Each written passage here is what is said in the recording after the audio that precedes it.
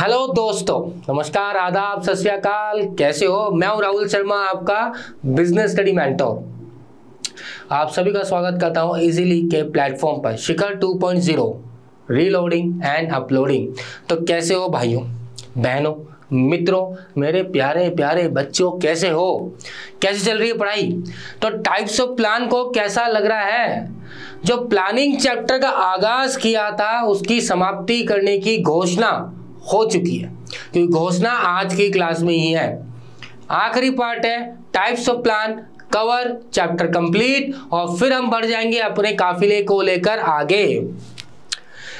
तो भैया, जो प्लानिंग हमने स्टार्ट की थी और जो प्लान पे हम बात कर रहे हैं, तो टाइप्स ऑफ प्लान कितने होते हैं, इन सब की चर्चा करेंगे। पर उससे पहले ये बताना चाहता हूं कि भैया डीपीपी सोल्व करना जरूरी है, और डीपीपी सोल्व नहीं करोगे तो पढ़ाई अधूरी है। समझ में आ गई? सीख तो लिया, पर प्रैक्टिस भी तो करना है।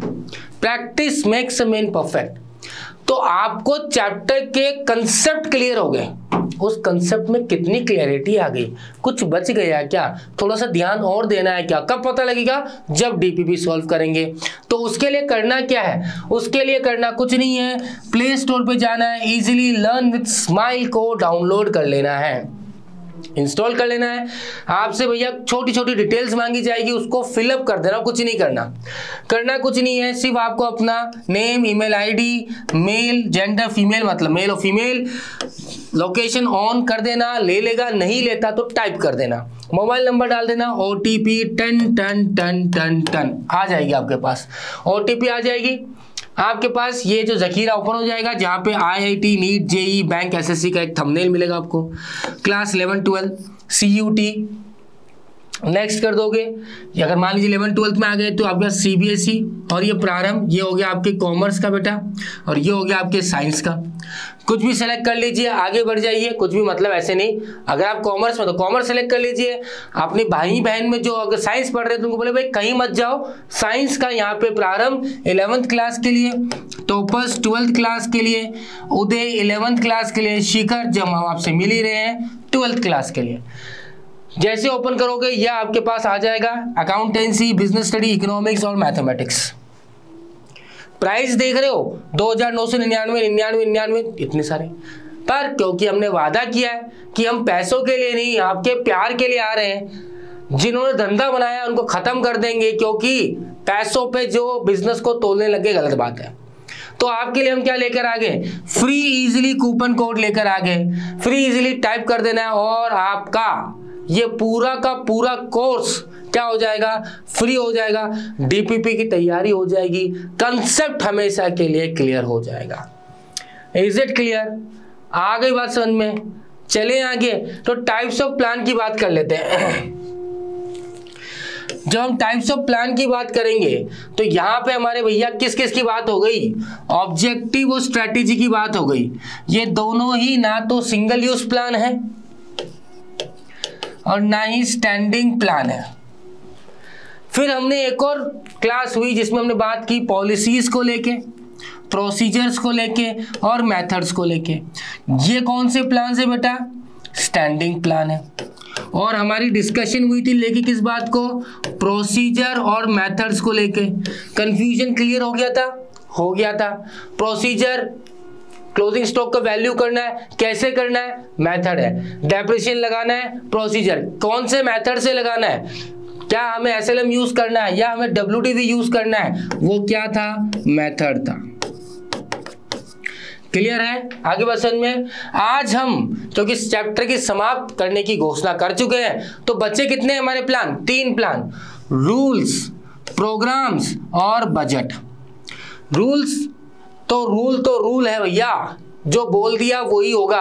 आपके घर में रूल्स हैं, ठीक है या नहीं? रूल्स सबके रूल्स होते हैं। यहाँ पे no if and no but वाला सीन होता है, ठीक है? आपके पापा ने बोल दिया 8 बजे आना है तो आना है, रूल है। साथ में बैठ के खाना खाएंगे, रूल है। क्लियर? आगे सच में नो स्मोकिंग, रूल है। क्लियर है? आगे बस समझ में। चले आगे, तो रूल को पढ़ना चालू करें। चलिए जी। तो रूल्स बेसिकली होते हैं क्यों हैं? ऑर्गेनाइजेशन में डिसिप्लिन इन्वायरमेंट क्रिएट करने के लिए। रूल्स नहीं होंगे तो फिर तो भैया कुछ भी हो सकता है ना। फिर तो हर कोई रूल तोड़ना चालू कर देगा, करेगा नहीं करेगा? भाई जब रास्ते में निकलते हो तो रूल्स है या नहीं है? ट्रैफिक रूल्स होते नहीं होते?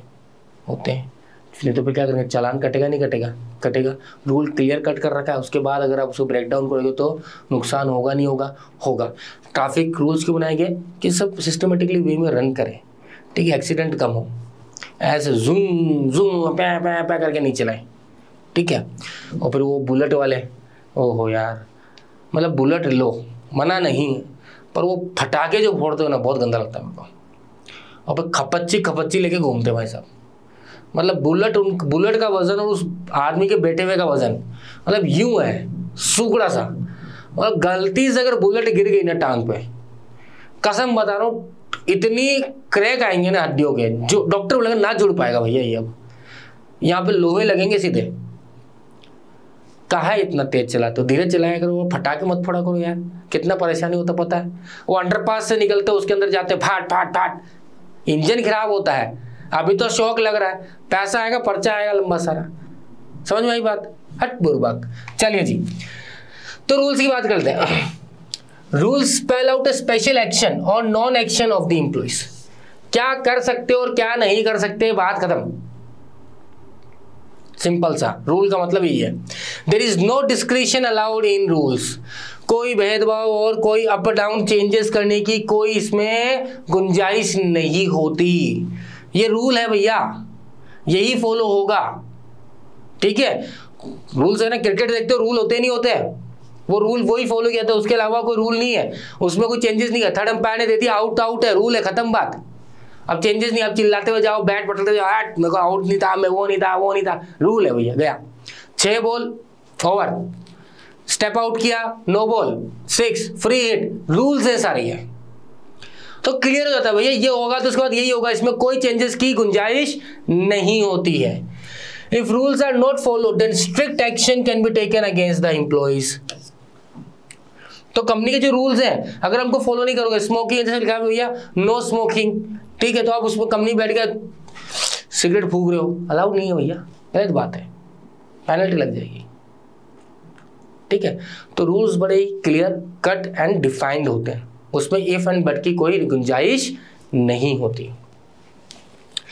Rules are created to discipline environment, to create a discipline environment in organisation. Obviously बात है, आपके घर में भी रूल्स बने हुए बेटा, सोचो क्या क्या आपके घर में रूल है, टाइप करके बताइए जरा। मेरे घर में रूल्स है, रात के 11 बजे बाद अलाउड नहीं है, रात 11 बजे तक आप घर आने ही चाहिए किसी भी हालत में।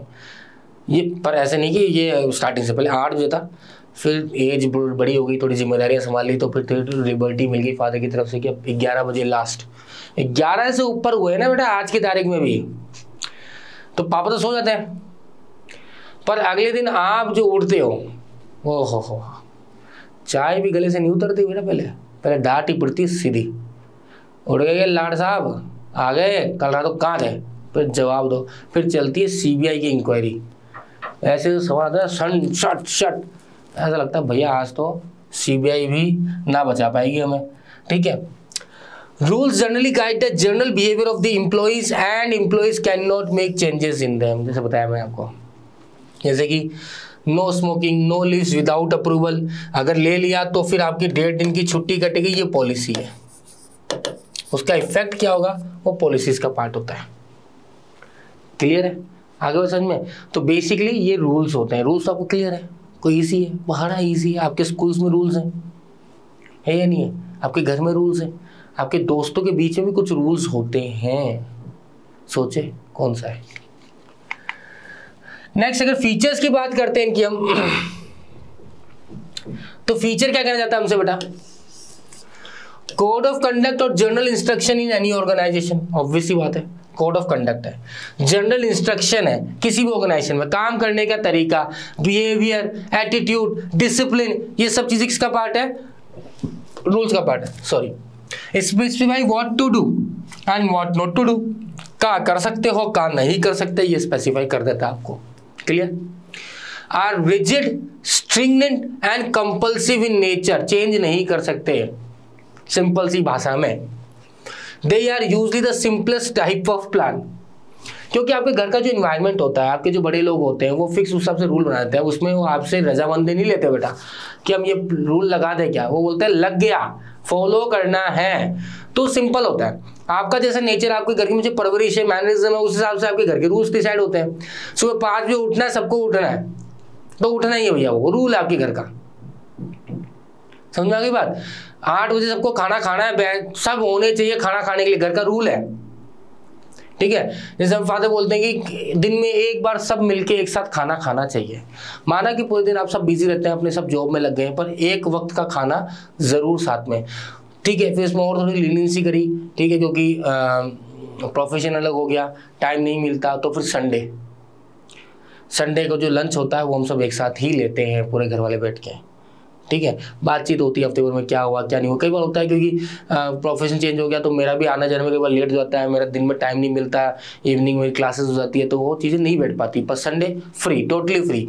रूल बना रखा भैया, कोई काम नहीं, कुछ नहीं, संडे को जो बैठेंगे, जो लंच है इवनिंग, मान लीजिए आप दोस्तों के साथ बाहर चले गए, ठीक है, अपने फ्रेंड्स के साथ चले गए, तो दोपहर में आप लंच टाइम है, पूरे घर वाले साथ बैठेंगे, खाएंगे, बात करेंगे, थोड़ी देर मूवी देख लेंगे, मूवी देखने को मिल गया, या आराम करेंगे। मतलब वो रूल बना दिया गया आपके घर की तरफ से।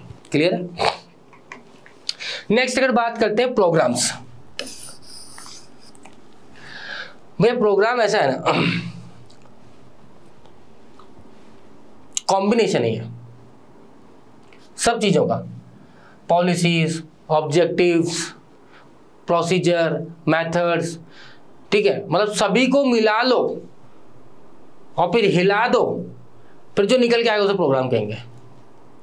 पर याद रखना बड़ा आसान है, प्रोग्राम है क्या। अगर 12th बेसिस पर बात करोगे, प्रोग्राम है क्या? Programme is a combination of policies, procedure, methods, detailed programme. Detailed combination मतलब डिटेल्ड हम बोल सकते हैं डिस्क्रिप्शन। तो कुछ ज़्यादा माथाफोड़ी नहीं है, पर इसको जब प्रैक्टिकल लाइफ में अप्लाई किया जाता है, ठीक है, जब बिजनेस पे आप बहुत काम करते हो, प्रोग्राम बनाते हो, वो बहुत आसान नहीं है भाई साहब। फिर जो दिमाग के दही उड़ते हैं ना, धमाधम धमाधम, तब बहुत टिपिकल है, पर पढ़ने के लिए बहुत आसान है। That it says programme are the combination of objectives, policies, procedure and rules. जैसे जब चना चाट मसाला होता है, चना जोर गरम बनाते हैं ना, चना जोर गरम खाया है? ठंडे बारिश का मौसम आता है, चना जोर गरम खाने का मज़ा आता है, भुट्टे खाने का मज़ा आता है।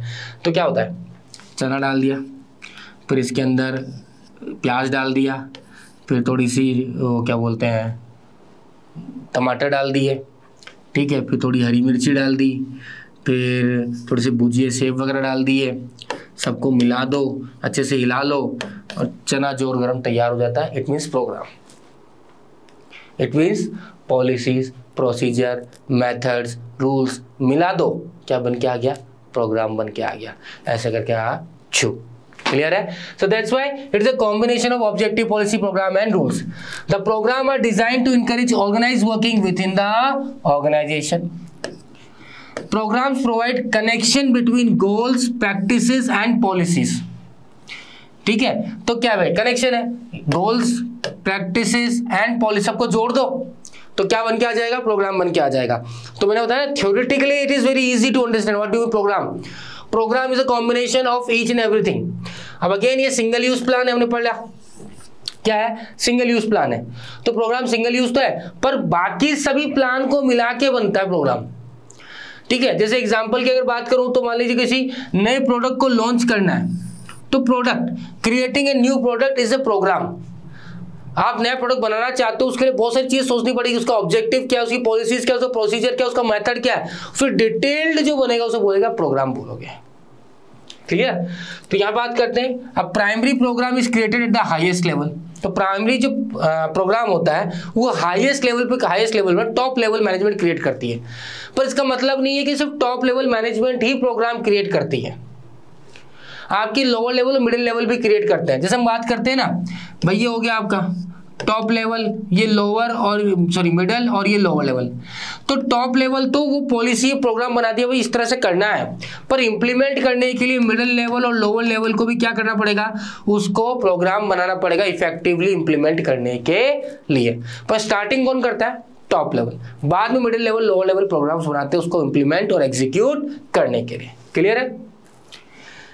Several tiers of supportive programs are created to help the primary program.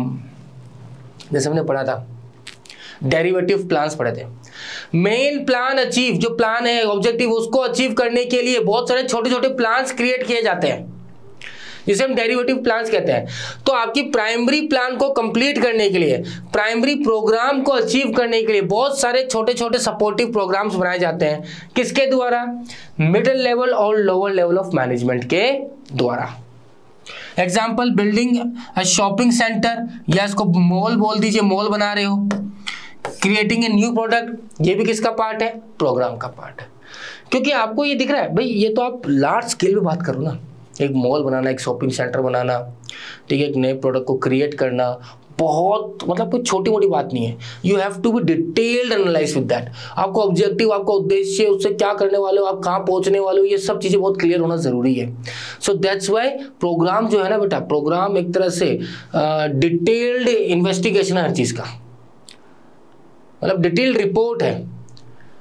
अपने घर में प्रोग्राम्स होते हैं ना, वो प्रोग्राम देख लीजिए, उस प्रोग्राम को भी कहीं ना कहीं से मैच कर सकते हो। ठीक है, शादी का समारोह है, शादी आपका डिटेल प्रोग्राम तैयार होगा ना उसका पूरा। आप लड़का ढूंढोगे, लड़की ढूंढोगे, फिर आप जहाँ पे कितने लोगों को खाने में बुलाओ, कार्ड कैसे बांटोगे, डिजिटल कार्ड लोगे या फिर खाने में, या फिर आप खुद जो पर्सनली कार्ड दे के आते हो वैसे करोगे। कुछ इंग्लिश कार्ड छपते हैं, कुछ हिंदी कार्ड छपते हैं, फिर कैटरिंग वालों को, फिर फूल वालों को, इवेंट वालों को, गार्डन देखना है, तो बहुत सारी चीज़ें। तो इसमें आपको रूल, पॉलिसी, प्रोसेस सब कुछ आ जाता है, तब जाके एक प्रोग्राम तैयार होता है। बैठा नहीं बेटा, क्लियर है? चलिए फीचर्स की बात करते हैं बेटा। Detailed statement about the project, जैसे बताया आपको मैंने, सब कुछ माइन्यूट से माइन्यूट चीजें में आगे इसमें is a combination of objective plus policy plus Pulitzer plus rules and others also. सबको मिला दो, हिला दो, मिक्स कर दो और प्रोग्राम तैयार हो जाएगा। Is prepared for various activity, ये क्वेश्चन मार्क क्यों लगाया? इसका मतलब ऐसे नहीं कि सिर्फ एक पर्टिकुलर एक्टिविटी, हर तरह की एक्टिविटी के लिए। जैसे बताया आपको, मॉल बना रहे हो, शॉपिंग सेंटर बना रहे हो, नए प्रोडक्ट लेकर आ रहे हो, ठीक है, हर एक एक्टिविटी के लिए प्रोग्राम तैयार किया जाता है। Ensure systematic working in organisation, obviously include gamut of activity, बहुत सारी एक्टिविटी इंक्लूड है in program. Minutest detail are worked out in procedure, rules, budget within the broad policy framework. तो हर चीज़ का ध्यान रखा जाता है, उसके बाद प्रोग्राम को डिसाइड किया जाता है, प्रोग्राम बन के तैयार होता है। Is it clear? आगे बात समझ में? चले आगे, चलिए जी। प्रोग्राम के बाद आखिरी प्लान की हम बात कर लेते हैं, बजट। और बजट का मतलब पैसा, अब पैसा, अब पैसा, पैसे की बात। फाइनेंशियली जब भी हम बजट सुनते हैं तो हमारे दिमाग में एक फाइनेंशियल वर्ड घूमने लग जाता है। बजट का मतलब पैसा, सिर्फ पैसा पैसा पैसा पैसा पैसा। क्या सिर्फ पैसों की बात होती है बजट में? बहुत सारी चीजें और भी होती है। पढ़ते हैं, समझते हैं और बजट के साथ चैप्टर को समाप्त कर देते हैं। चलिए जी, बजट हमसे क्या कह रहा है बेटा? The declaration of expected result stated in number is known as budget. Obviously budget होता है फ्यूचरिस्टिक।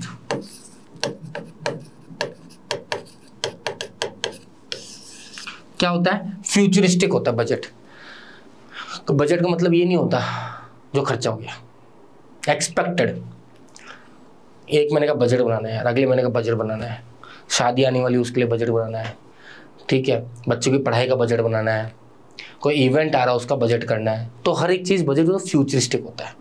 कंपनी फ्यूचरिस्टिक देखती है कि अगले साल में कितने पैसे की रिक्वायरमेंट होगी, कितना बजट जनरेट हो जाएगा, प्रॉफिट कितना कमा लेंगे, एक्सपेक्टेड नंबर्स क्या रहेंगे, that is known as budget. This is not imply or this does not imply that corporation exclusively creates financial budget। तो जब हम बजट बोलते हैं तो पैसों को लेके काफी सोचते हैं। तो बजट सिर्फ पैसों से नहीं, बहुत सारी चीजें और भी तैयार होती है बजट के द्वारा। क्या क्या होती है देखो, एक होती है कैपिटल बजट, जहां पे हम देखते हैं भैया कितना पैसा लगेगा, कितनी कैपिटल की रिक्वायरमेंट है, यही बात होती है। Instead of using financial hourly units, ध्यान सुनना, फाइनेंशियल आवरली यूनिट्स यूज करने के बजाय हम क्या करते हैं? ऑपरेशनल बजट क्रिएट करते हैं। और उसके हिसाब से पता लगाते हैं कि कितने घंटे चाहिए या कितने घंटे एक वर्कर को काम करना चाहिए। समझ में आ गई बात। तो फाइनेंशियल को यहाँ पे क्या कर दिया हमने, बजट को एक वर्ड दिया ना फाइनेंस से कनेक्ट करने को लेकर, वहाँ पे हमने एक मिथ है उसको तोड़ना जरूरी है कि जब भी बजट बोलते हैं it's not about only financial, यहाँ पे एक ऑपरेशनल बजट क्रिएट किया जाता है जिसके द्वारा हम ये पता लगाते हैं एक वर्कर को कितना घंटे काम करना चाहिए। Every level of manager has to create a budget, चाहे वो टॉप लेवल मैनेजर है, ठीक है, हर लेवल के जो मैनेजर होता है उसको एक बजट क्रिएट करना पड़ता है अपने अपने डिपार्टमेंट्स के हिसाब से। भाई इस डिपार्टमेंट कितनी रिक्वायरमेंट होगी, चाहे वो वर्कर्स को लेकर हो, चाहे वो फाइनेंस को लेकर हो, फ्यूचर प्रेडिक्टेड सेल्स कितनी कर देंगे, आउटकम क्या रहेगा, हर एक मैनेजर रिस्पॉन्सिबिलिटीज़ है बजट क्रिएट करने को लेकर, ठीक है ना। अपने घर में भी पापा भी करते हैं, मम्मी करते हैं, थोड़ा आप रिस्पॉन्सिबल हो जाओगे एक टाइम बाद आप भी एक बजट खुद क्रिएट करोगे। Operational budgets are typically created by the lower level of managers, ठीक है। तो ऑपरेशनल जो बजट है जो ऑब्वियसली पता लगाने के लिए वर्कर को कितना काम करना चाहिए, ये lower level of management create करता है। Cash budgets are the most typical budgets that managers at various levels develop. तो बजट को हम बजट भी बोलते हैं कि भाई वो कैश से या फाइनेंस से डिनोट करता है। तो कैश बजट जो है हर कोई मैनेजर हर एक लेवल ऑफ मैनेजमेंट क्रिएट करता है। टिपिकली वो देखता है भैया कैश इनफ्लो कितना होगा, कैश आउटफ्लो कितना होगा, कितना पैसा आएगा कितना पैसा जाएगा, ठीक है, कितने पैसे की जरूरत पड़ जाएगी। मान लीजिए कई बार पैसा जो है रुक के आता है कि आपने किसी को माल बेचा, उसको आपने 2 महीने का टाइम दे रखा है, तो उसका पैसा 2 महीने बाद आएगा ना, तो उस महीने क्या पता आपको पैसा कम पड़ जाए, तो उस महीने आपको पैसा अरेंज करना पड़ेगा। So that's why inflow and outflow देखना पड़ता है। Then predicted cash inflow cash outflow are projected in the budget for a given time frame. तो फिर आप उसको प्रिडिक्ट करते हो, फिर उसके साथ देखते हो किस महीने आपको पैसे की दरकार पड़ेगी, किस महीने आपके कम इनफ्लो होगा, किस महीने ज़्यादा आउटफ्लो होगा। तो इस तरह से आप उसको क्या कर लेते हो, मैनेज कर लेते हो। क्लियर है, आगे बस में चलिए तो फीचर्स की बात कर लेते हैं। Features of budget, statement of expected result expressed in numerical term, ठीक है। स्टेटमेंट है क्या चीज का बेटा, एक्सपेक्टेड रिजल्ट, चाहे 1 महीने का बना रहे हो, 2 महीने का बना रहे हो, 6 महीने का बना रहे हो, weekly, quarterly, half yearly, annually, कि क्या रहेगा एक्सपेक्टेड रिजल्ट, ठीक है। Serve as a standard for measuring and comparing actual performance. ये स्टैंडर्ड सेट कर देता है ना भैया, क्योंकि आपने एक्सपेक्टेड रिजल्ट देख रखा है कि इस तरह का हमारा परफॉर्मेंस आना चाहिए, हमारा बजट ही कह रहा है। अब क्योंकि वो स्टैंडर्ड क्रिएट हो गया, बेस बन गया, अब बेस बन गया तो ऑब्वियसली अब जो एक्चुअल रिजल्ट आएगा उससे आप कंपेयर कर सकते हो कि वो सही रिजल्ट दे रहा है या नहीं दे रहा, जो हमने सोचा था वैसा निकला या नहीं निकला। जैसे हम प्लानिंग की बात करते हैं तो प्लान अगर होगा, प्लानिंग होगा तभी तो आप बेस क्रिएट करोगे, तभी तो कंट्रोलिंग मैनेजर काम कर पाएगा। तो सेम वे यहाँ पे क्या कर रहा है, बेस क्रिएट कर रहा है। Quantifies future facts and figures, तो फ्यूचर फैक्ट्स एंड फिगर्स को ध्यान रखता है क्योंकि ऑब्वियसली है क्या, ये एक्सपेक्टेड है जो भी है। Budgets are prepared by the managers at every level, बता ही चुका हूं। Include entire gamut of activities, सभी को इंक्लूड किया जाता है। It is a controlling device from which the deviation can be taken care of.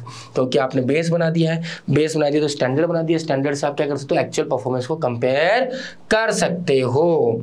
अब बताइए भैया कोई समस्या, कोई डाउट जो रह गया हो, जो समझ में नहीं आया हो। टाइप्स ऑफ प्लान्स की बात कर लेते हैं। कितने टाइप्स ऑफ प्लान कर लिए हमने, 8 प्रकार के टाइप्स ऑफ प्लान। और अगर हम सिर्फ प्लान्स को फर्दर सब डिवाइड करते हैं, 2 करते हैं, एक बोलते हैं भैया स्टैंडिंग प्लान और एक बोलते हैं सिंगल यूज। फिर हम टोटल टाइप्स ऑफ प्लान की बात करें 8 होते हैं, जिसमें हमने 2 बात की स्टार्टिंग में पहली क्लास में, जहां हमने ऑब्जेक्टिव स्ट्रैटेजी बोला था भैया ये ना तो क्या है सिंगल यूज है, ना ही ये क्या है स्टैंडिंग प्लान है। क्लियर है। फिर हमने अगले 3 प्लान्स की बात करी, प्रोसीजर, पॉलिसीज और मेथड। प्रोसीजर और मेथड में कुछ कंफ्यूजन था, क्लियर हुआ नहीं हुआ, हो गया, समझ में आया नहीं आ गया, फिट हो गया क्या, हो गया। फिर उसके बाद आज की क्लास में जो प्लानिंग चैप्टर को खत्म करने की बात करता है, जो प्लानिंग चैप्टर को समाप्त करने की बात करता है, वो कौन सी बात करी आज? 3 किसकी बात करी बेटा आपने, बताइए जरा, बोलिए। सबसे लास्ट में आपने क्या पढ़ लिया? सबसे पहले रूल्स पढ़ा आपने, रूल्स के बाद क्या पढ़ा, प्रोग्राम्स पढ़ा, प्रोग्राम्स के बाद क्या पढ़ा, बजट पढ़ा।